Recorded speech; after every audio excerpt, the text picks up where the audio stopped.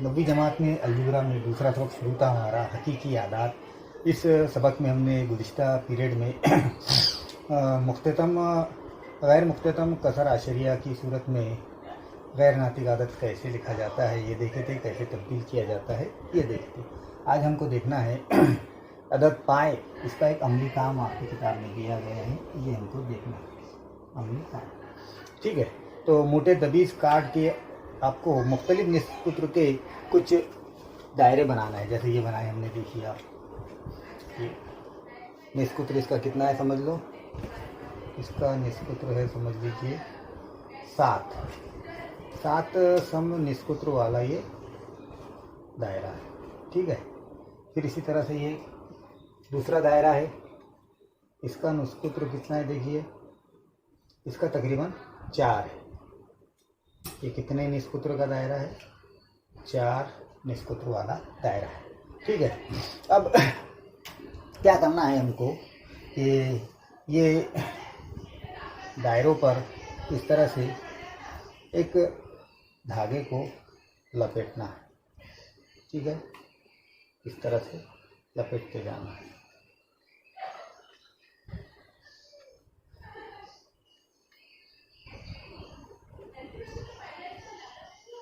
ठीक है, हाँ, ये यहाँ पर आके इतनी लंबाई मिल रही है हमको, तो ये लंबाई को गिन लेंगे अपन टेप से,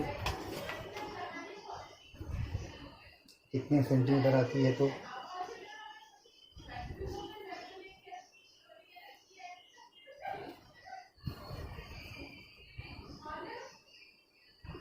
ये तकरीबन 44 के आसपास आ रही है।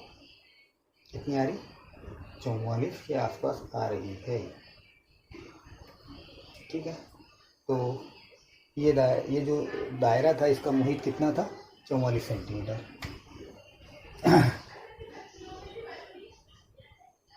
देखो दायरे का निस्कुत्र कितना था?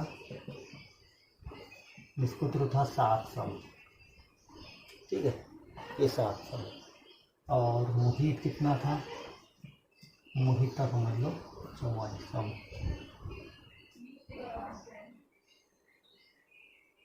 ठीक है, अब निस्कुत्र का दुगना होता है कुत्र। कुत्र अगर देखें आप इसका, तो ये देखिए 7 दूनी 14, यानी इसका कुत्र कितना आएगा?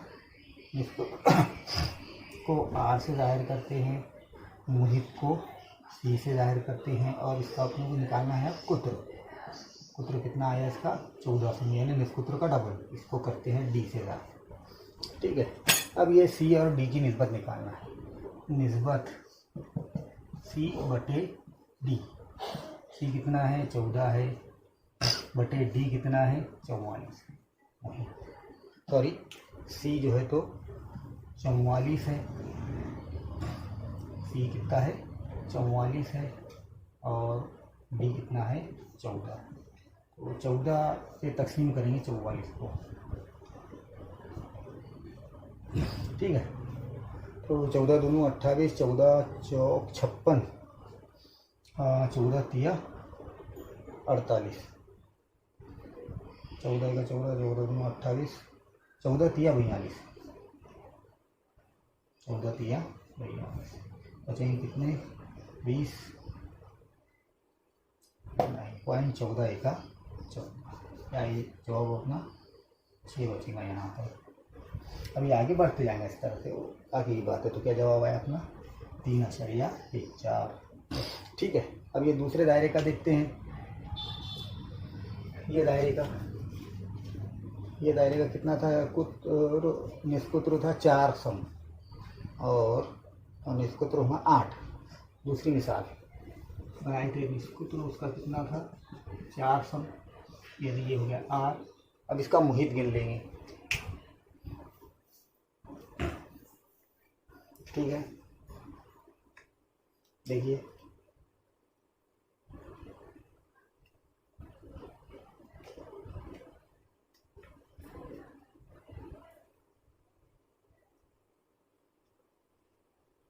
ठीक है,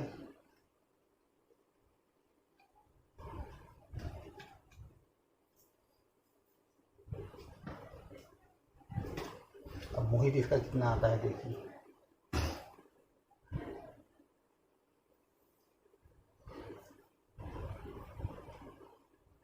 ये तकरीबन 27 आ रहा है। कितना आ रहा है? 27। तो मोहित क्या है? 27। मोहित को कैसे जाहिर करते हैं? सी से। और इसका जो पुत्र है वो निष्पुत्र का डबल, यानी कितना? 8। देखो 8 आ गया। तो पुत्र यानी डी कितना आ रहा है? 8। अब यहाँ पे निस्बत निकालते हैं अपन सी बटे डी की। ठीक, डी यानी मोहित बटे कुत्र। सी कितना है? 27 बटे डी कितना है? 8। तकसीम करो 8 से 27 को। 8 दिया 24, बचेंगे 3, बनाएंगे 3।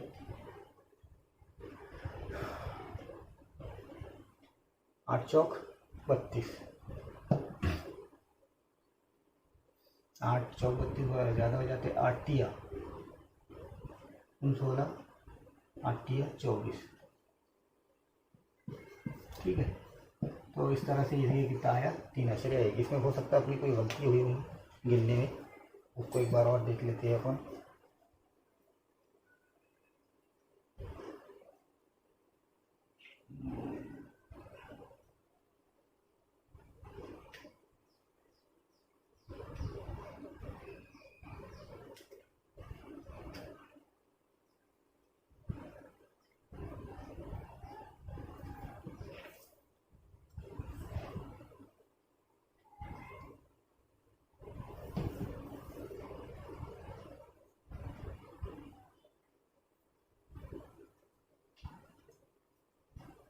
ये देखो 26 ही जा रहा, देख रहा आपको?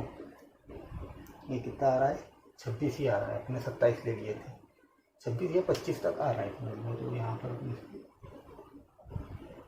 25 कर देंगे, 25 कर देंगे, यहाँ पर 25। 8 या 24 बचेगा कितना? 1 बचेगा। बनाएंगे 10, लगाएंगे आश्चर्य 8 कितना? 8 2। देखो ये भी क्या आया? 3.1। अब यानी मतलब ये हुआ कि भाई ये दोनों की जो निस्बत है, किसकी?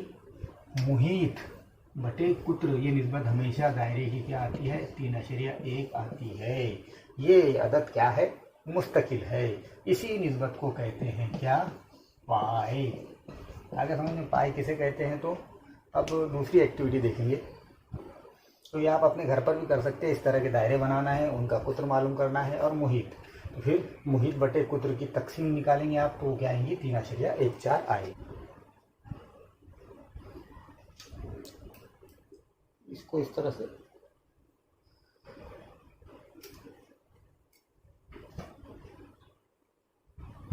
देखो दायरा बन गया इसका, तकरीबन दायरा है ये, एकदम तो वो नहीं है, परफेक्ट नहीं है।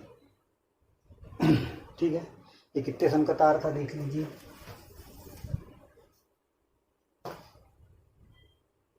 ये तार की लंबाई कितनी सन थी?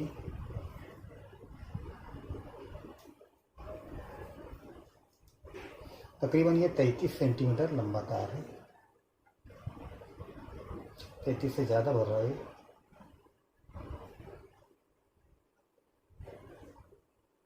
33 सेंटीमीटर तकरीबन ये लंबाई मानते हैं। तार की लंबाई कितनी है? 33 सम है। ठीक है, अब इसका कुत्र देखना है हमको। देखिए कुत्र कितना आता, तो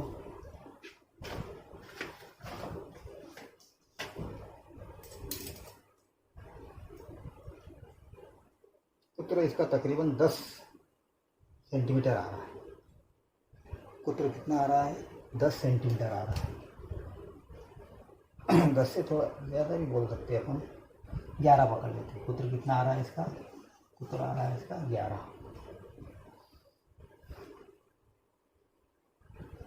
ठीक है,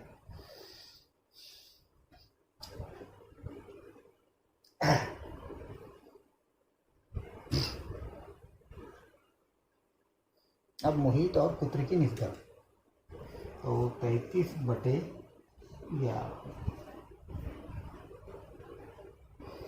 11 का 11, 11 तिया 33, यानी क्या आ रही है 3/1 निस्बत आ रही है ये। क्या ये अब मुहित और कुत्र की जो निस्बत है ये क्या आना चाहिए 22/7 आना चाहिए। यहाँ पर कुछ तो अपनी गलती हुई है, ये पूरी परफेक्ट एकदम दायरे की शक्ल इसकी नहीं बनी है। ये एक वजह हो सकती है, तार थोड़ा जाड़ा है ये।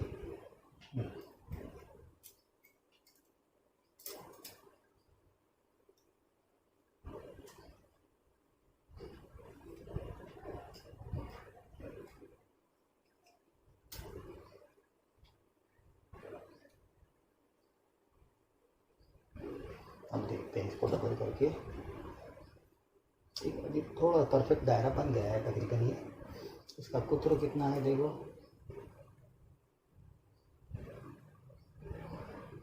10.5 आया। कुत्र कितना आया 10.5। और ये तार की लंबाई कितनी है देखो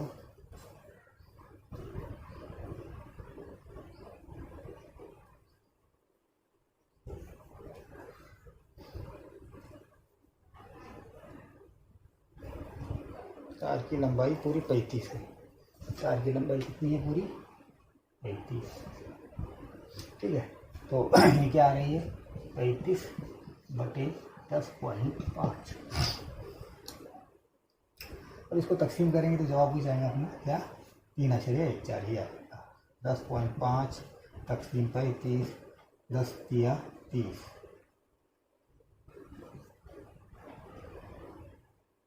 5 तिया 15, 15 के 5 हाथ का आया 1, 10 तिया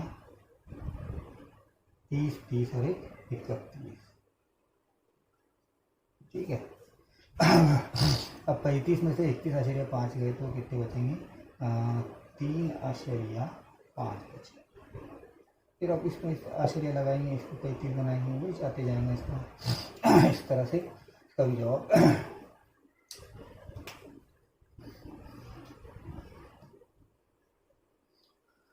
3.14 आता है। तो इस तरह से ये पाई की कीमत 3.14 कैसी आती है और 22/7 निस्बत कैसी आती है ये हमने देख लिया। अब देखिए अजीम भारतीय रियाजीदां आर्यभट्ट ने सन 499 ईस्वी में पाई की कीमत क्या बताई थी। पाई की कीमत बताई थी उन्होंने 3.14 और 1/6। इस तरह से पाई की कीमत आर्यभट्ट ने बताई थी। हमें मालूम है कि जदर 3 ये क्या है गैर नातिक अदद है। देखिए अपन ने क्योंकि गैर मुख्ततम रहता है ये और गैर मतवाली, क्योंकि इस अदद की कसर आशरे की सूरत में तहवील करने पर हमको क्या मिलता है गैर मुख्ततम अदद मिलता है। गैर मुख्ततम अशरी सूरत वाला अदद मिलता है जो गैर मुख्ततम होता है और गैर मतवाली होता है। अब 2/3 ये अदद नातिक है या गैर नातिक है ये हमको मालूम करना है। 2/3 ये क्या है नातिक अदद क्या है गैर नातिक अदद है या नहीं ये हमको मालूम करना है, ठीक है। अगली एक्टिविटी अपनी 2/3 गैर नातिक अदद है या नहीं ये हमको पता करना है। तो सबसे पहली चीज़ अपन फर्ज करेंगे कि ये नातिक अदद है। क्या करेंगे अपन फर्ज कीजिए कि ये अदद गैर नातिक नहीं, यानी फर्ज किया 2/3 ये नातिक अदद है, ठीक है। अब नातिक अदद है मतलब क्या होगा P/Q की सूरत में होगा, यानी 2/3 बराबर P/Q, ठीक है। अब ये जमा 2 को इधर ला लो तो क्या हो जाएगा यहाँ जदर 3 बराबर P/Q। 2 यहाँ पे जमा में है, इधर आएगा तो वजन में आएगा। अब यहाँ पे आप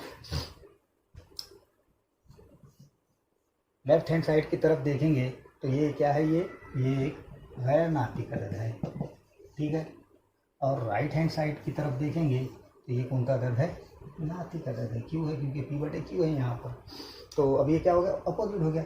लेफ्ट हैंड साइड बराबर नहीं है राइट हैंड साइड की। क्यों? क्योंकि लेफ्ट हैंड साइड में गैर नातिक अदद है, जैसे 3 हमको मालूम है गैर नातिक है, और राइट हैंड साइड पर P/Q है, यानी कौन सा अदद है?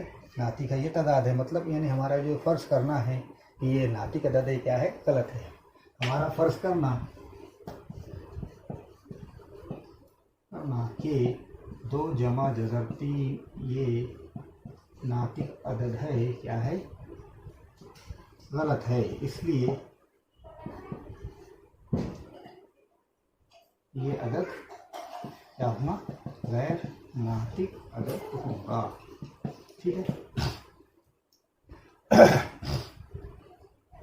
इसी तरह से हम ये भी बता सकते हैं 2 जज़र 3 ये भी क्या है? गैर नातिक अदद है।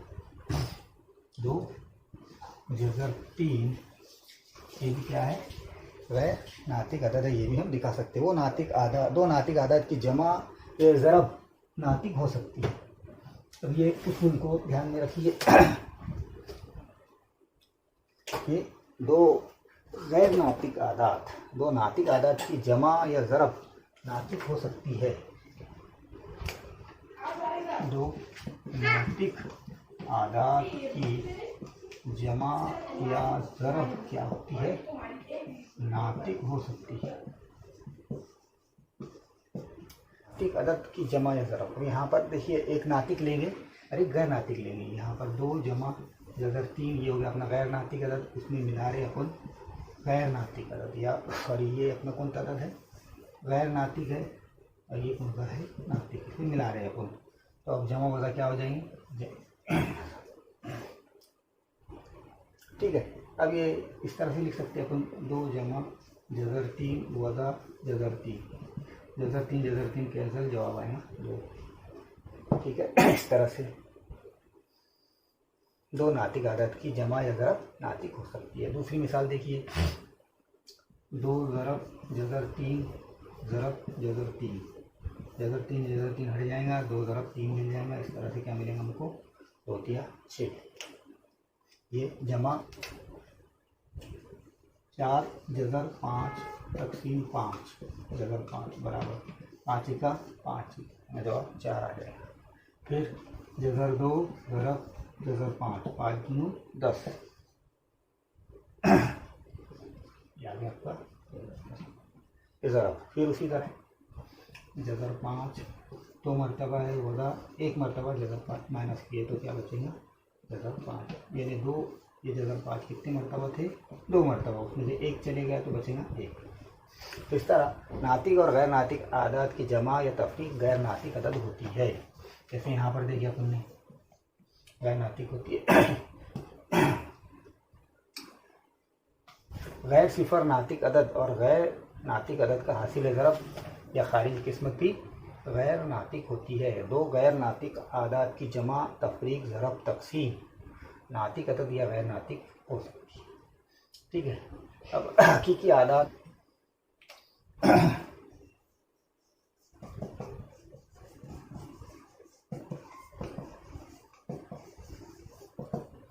हकीकी आदाद में तरतीबी ताल्लुक देखिए। अगर ए और बी क्या है? हकीकी आदाद है, हकीकी आदाद हैं, तब 3 बातें हो सकती है। क्या हो सकती है? 3 बातें दोनों के बारे में। एक तो ए और बी दोनों मसावी होंगे, ए बी मसावी होगा। दूसरे ए छोटा होगा बी से, या ए बड़ा होगा बी से। ये 3 बातें हो सकती हैं 2 हकीकी आदाद के दरमियान ताल्लुक़। एक तो ये दोनों आदाद मसावी होंगे, एक ए बड़ा हो, ए छोटा होगा बी बड़ा होगा, या फिर ए बड़ा होगा और बी छोटा होगा। कोई भी एक ताल्लुक़ ये 2 आदाद में हो सकता है। दूसरी बात, अगर ए छोटा है बी से, तब क्या होगा? ए ये छोटा होगा सी से। 3 आदाद है ए बी और सी। अगर ए छोटा हो बी से, और तब क्या होगा? अगर ए छोटा है बी से और बी छोटा है सी से। देखो ए छोटा है बी से, बी छोटा है सी से, यानी सी सबसे बड़ा है, इसलिए ए किससे छोटा होगा? सी से। जैसे मिसाल के तौर पर 2 बड़ा है 3 से, 3 बड़ा है 3 बड़ा है 2 से, 4 बड़ा है 3 से, तो 2 छोटा होगा 4 से। इस तरह से यानी ए छोटा है बी से, बी छोटा है सी से, तो ए छोटा होगा सी के। जैसे 2 छोटा है 3 से, 3 छोटा है 4 से, तो 2 छोटा होगा 4 से। ठीक है। तीसरी खासियत, अगर ए छोटा है बी से, तो अब इनकी जमा ए जमा सी, ये छोटा होगा किससे, बी जमा सी से। क्यों? क्योंकि इसमें ए छोटा वाला आ गया, इसलिए ये छोटा है। इसी तरह चौथी खासियत, अगर ए छोटा है बी से और सी बड़ा है सिफर से, देखो ए छोटा है बी से और सी बड़ा है सिफर से, तब ए सी और बी सी में क्या ताल्लुक होगा, ए सी और बी सी में क्या ताल्लुक, देखो ए छोटा है, छोटे वाले के साथ में है, तो ये क्या होगा, ए सी छोटा होगा बी सी से। और अगर सी ये छोटा है 0 से, तो ऐसी सूरत में क्या होगा, ये ए वाला रुकन बड़ा हो जाएगा, यानी ए सी बड़ा है बी से। क्यों? क्योंकि सी छोटा है सिफर से। अब अगला टॉपिक है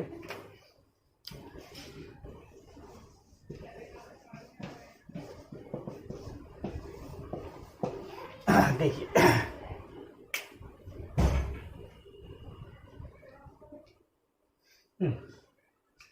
अगर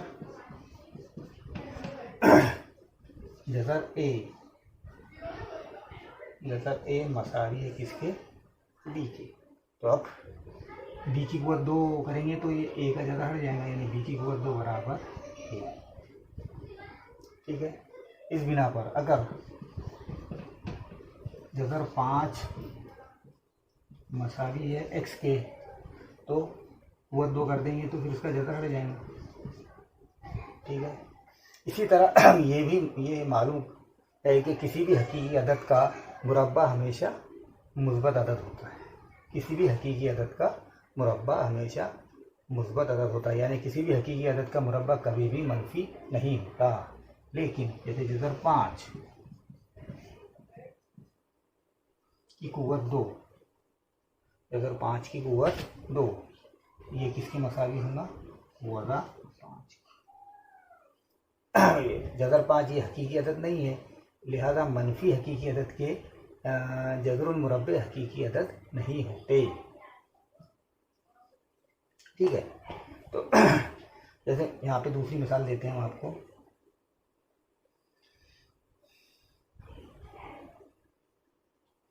ये जज़र मनफी 3 व 2 मसावी है किसके, मनफी 3 के। इसको अपन ऐसा लिख सकते हैं, मनफी 3 ज़रब मनफी 3, 3 तिया कितने हो जाएंगे, 9, मनफी 9 काय का मुरब्बा है, तो मनफी 3 का। ठीक है। इस तरह से मनफी हकीकी अदद का जज़रुल मुरब्बा हकीकी अदद नहीं होता। ये हो गया यहाँ पर आपका कुछ नुकात। अब इसके बाद आइंदा वीडियो में हम मश्क